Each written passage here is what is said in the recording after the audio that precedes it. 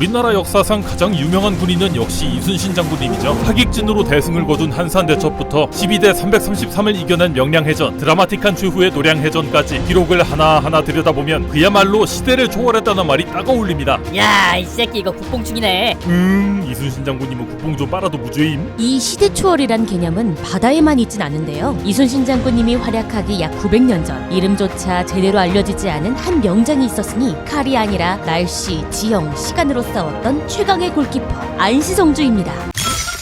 임진왜란 당시 일본군도 상당한 정이었지만 안시성주의 상대였던 이 당시 당나라 군대는 그야말로 동아시아 최강이라고 할 수 있는 막강한 전력이었는데요. 아니 당나라 군대? 그거 완전 찐따지 밥소 아님? 그건 나중에 당나라 개판된 다음 얘기고 있다는 쌉전성기야. 일단 당나라는 병과 구성이 엄청났는데 중장기병이 앞을 뚫고 뒤에 보병, 석궁수, 공병이 붙어서 투석기, 충차, 공성탑을 동원, 여기에 거대한 토산까지 쌓아올리며 순식간에 성을 박살내버리는 정예들이었습니다. 하지만 졌죠? 그거는 맞기는 한데 어쨌든 쉽진 않았다는 거죠. 어쨌거나 때는 고구려가 한참 당태종에게 접근당하던 시절 고구려의 국경지대 거점들을 삽시간에 무너뜨리며 당태종은 마침내 운명의 장소 안시성에 도착하죠. 안시성은 척 보기에도 만만치 않았는데 우선 산 능선에 자리한 산성이기 때문에 공략이 정말 쉽지 않았죠. 일단 경사를 올라가기도 빡세고 진입로도 좁으니 당군이 아무리 머리수가 많아도 한꺼번에 투입될 수 있는 숫자에 한계가 있었고 겨우겨우 올라가다 쳐도 성벽 위에서 화살을 쏴대면은 체력 빠져서 헉헉대는 병사들이 떼죽음당하기 십상이었습니다. 아니 투석기 때며 그냥 막 쏴서 뭉개면 되지. 일단 투석기라는 것 자체가 쏜다고 딱딱 명중하는 것도 아니고 산 아래에서 산 위로 쏘아올린다 한들 낙차가 정말 많이 줄어들어 위력이 그지거든요. 근데 이런 요소들보다 더 우위인 부분이 바로 지휘관이었습니다. 흔히 양만춘이라는 이름으로 알려진 안시성주. 한국사 전체를 통틀어도 손꼽히는 이 명장의 전략은 의외로 단순했는데요. 전쟁 준비를 철저히 갖추고 있던 안시성주는 화살과 식량을 철저하게 배분해 딱 필요한 만큼 유지했고 당태종의 온갖 도발에도 절대 성을 나서지 않았습니다. 아니 그거 그냥 존범에 타잖아. 버티기만 한다고 이길 수가 있나? 물론 불가능하죠. 그럼에도 단단해지기를 선택한 배경이 있었는데 바로 날씨였습니다. 때는 6월 초입, 즉 장마가 지기 시작하는 초여름. 요동의 장마는 전통적으로 강수량이 꽤나 빡센데요. 안시성주는 배수로를 작업해 산성으로 올라오는 경사면에 빗물을 그대로 흘려보냅니다. 야, 비 오는 날 산 올라가기 개쌉 오반데 진짜. 그렇게 진흙탕이 돼서 미끄러운 산길을 철저히 방어하다가 밤에는 비밀 통로로 특공대를 투입해 투석기를 자꾸만 망가뜨리니 하루 이틀 시간이 지날수록 초조해지는 건 당군 쪽이었죠. 아까 뭐 토산인가 쌓아서 공격한다더니. 비와? 일단 쏟아지는 장마 때문에 토산을 쌓는 것 자체도 어려웠지만 겨우겨우 쌓아 올리고 성에다 투석기를 쏘든 뭐하든 날라치면은 귀신같은 지하 땅굴로 토산 붕괴를 자꾸만 일으키니 당나라 입장에서는 아이 씨발 뭐 어쩌라고. 다 될 수밖에. 그래도 머리수 많으니까 인해 전술 쌉 가능 아님? 여기선 오히려 그 머리수가 발목을 더 잡았습니다. 왜냐? 밥은 먹고 다니냐? 병사를 적게 잡아 4만 정도라고 가정하고 각자 하루에 쌀 500g, 물 1리터씩만 먹고 마신다 쳐도 하루에 소비되는 식량이 쌀 20톤에 물 4만 리터. 진짜 어마어마한 규모죠. 아무리 중국을 통일한 당나라라고 해도 이런 규모의 보급을 장거리 원정에 동원하는 건 보통 일이 아닙니다. 결국 만신창이가 된 당나라는 자존심에 엄청난 스크라치 장렬, 심지어 당태종이 화살을 맞아 궁의 변신까지 하는 치욕까지 겪으며 겨우겨우 후퇴하게 되죠. 안시성주의 완승이었습니다. 이야, 국뽕이 차오르는구나. 자, 그러면 국뽕 충전 신나게 했으니 이제 본론으로 들어가 봅시다.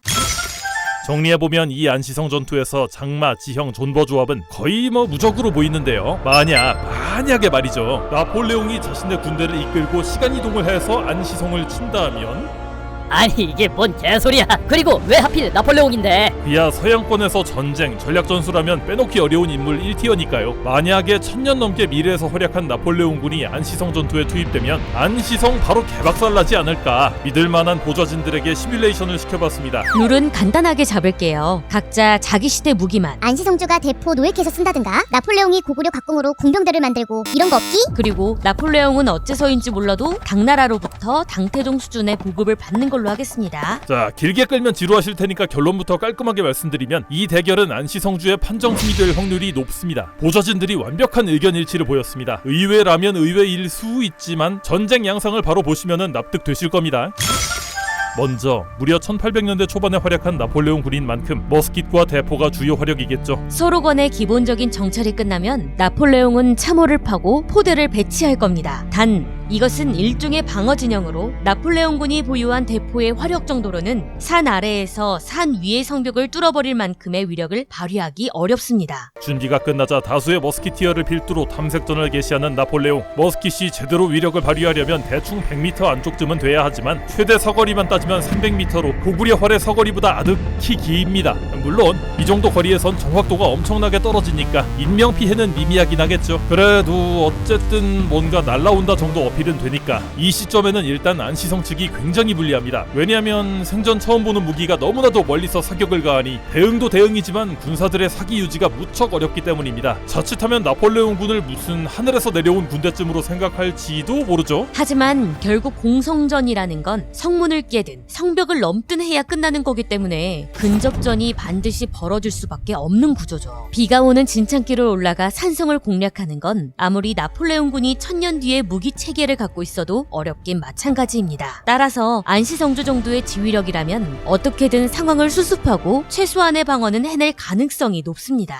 아니 화약무기가 장난이야? 그게 진짜 막힌다고? 물론 그렇죠. 화약무기가 이 시대 기준 정말 굉장한 오버테크놀로지기는 한데 이 시대의 포탄이 아직 고폭탄이 아닌 게 문제입니다. 쉽게 말하자면 임진왜란 당시 조선군이 사용했던 포탄처럼 일종의 강력한 돌팔매를 던지는 느낌에 가깝다고 봐야겠죠. 폭발에 의한 파괴력을 발휘하는 게 아니기 때문에 본질적으로는 투석기와 크게 다를 것이 없습니다. 대략 2주 정도쯤 어떻게든 근접전에서 방어를 해낸다면 고구려군 역시 슬슬 머스킷의 특성을 파악하고 적응할 겁니다. 성벽 위에 방패를 두꺼운 나무 방벽으로 교체한다든지 궁수들을 더 깊숙한 곳에 배치하고 당태종을 괴롭혔던 야강 특공도 슬슬 개시하겠죠. 또는 기병 자원이 충분한 고구려군인 만큼 숙련자 기준 15초가 넘는 머스킷의 재장전 시간을 이용해 과감한 돌격도 시도할 수 있습니다. 이쯤 되면 나폴레옹은 서서히 쫄리기 시작합니다. 아니 뭘 했다고 쫄려? 지금까지 나온 걸로 봐선 병력은 거의 멀쩡할 것 같은데. 사람은 원래 본인이 쳐맞을 때보다 앞사람이 쳐맞을 때 기가 죽어요. 역사 속 당태종과 마찬가지로 자꾸 소규모 기습에 털리고 요동의 거센 장맛비에 차츰차츰 보급이 불안정해지면 병사들의 사기가 바닥을 치는 게 당연하죠. 이제 나폴레옹에게 남은 방법이란 당태종의 토산처럼 높은 구조물을 짓고 대포를 올려 성을 두들기는 방법뿐인데 안시성주가 이걸 곱게 짓도록 놔둘 리가 없습니다. 자, 근데 너무 안시성주를 억바한다고 보실 수도 있으니 나폴레옹이 어떻게든 구조물을 완성했다고 칩시다. 하지만 17세기 대포에 쓰이던 흑색 화약은 습기에 정말 취약해서 장마가 계속되는 날씨엔 포격 시도 자체가 어렵습니다.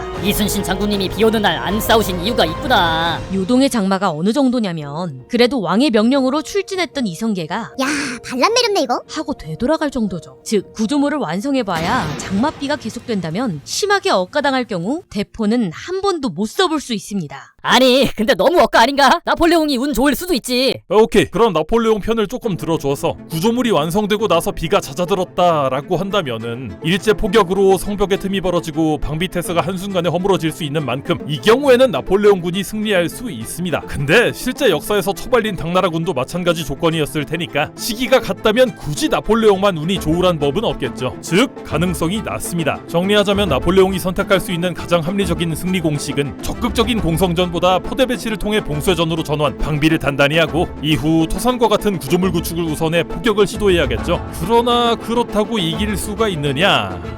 글쎄요. 결론적으로 나폴레옹이 아무리 천재여도 안시성을 3개월 내에 못 따면 자동 패배 당첨입니다. 그런데 당태종도 포기하게 만든 날씨와 지형, 보급 한계의 압박을 나폴레옹이라고 피할 수는 없죠. 머스킷과 대포가 있다지만 냉정하게 장마, 산성이라는 조합 앞에서는 딱히 엄청 유리한 조건도 아닙니다. 보좌진들이 정리한 대략적인 시나리오는 다음과 같습니다. 1개월 차 나폴레옹이 강력한 공세, 하지만 성벽 따잇은 실패. 2개월 차 본격적인 우기 시작으로 장맛비에 보급난까지 겹쳐 공세 악화, 사기 저하. 3개월 차 버티다 못한 나폴레옹이 명예로운 철수 결정, 안시성주 판정승. 천재 지휘관도 시간과 지형이 결합된 최적의 수비 앞에선 무력합니다. 기본적으로 공성전은 원래 공격자가 훨씬 불리한 탓도 크죠. 이른바 시간이 싸워준 거나 다름없는 그 당시 안시성은 1000년 뒤의 군대로도 격파가 불가능한 사실상 무적이나 다름없었습니다. 극봉 들고 쏘리 찔러! 다음엔 AI 보좌진들과 어떤 가상 대결을 붙여볼까요? 댓글로 의견 남겨주세요. 감사합니다. 감사합니다. 유장마였습니다.